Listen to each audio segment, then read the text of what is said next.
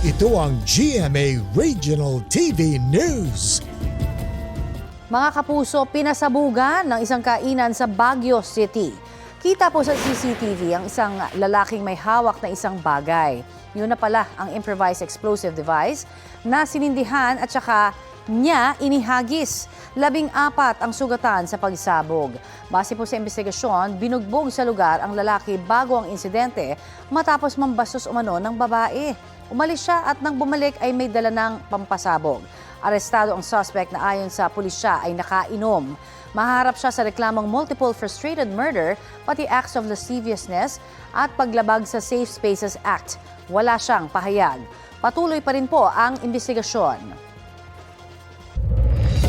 Ito ang GMA Regional TV News.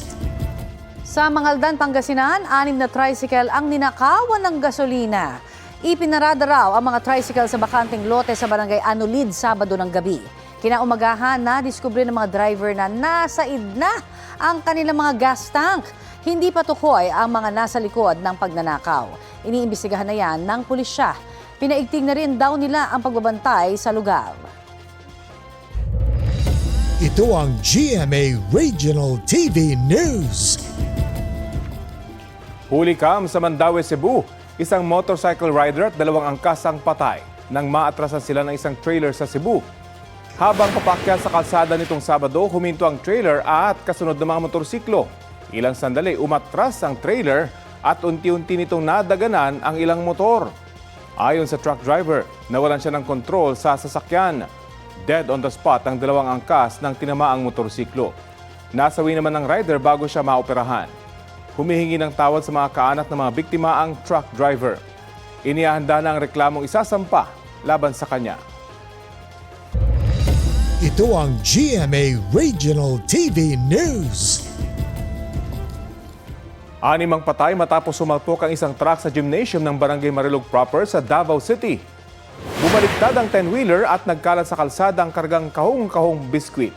Damay sa insidente ang isang waiting shed at 18 nakaparadang motorsiklo. Ayon sa pulisya, binabaybay ng truck na galing Bukidnon ang kalsada nang biglang pumutok ang gulong nito at nawala ng preno. Doon na nagdire-diretso ang 10-wheeler sa barangay hall na nasa gilid ng highway.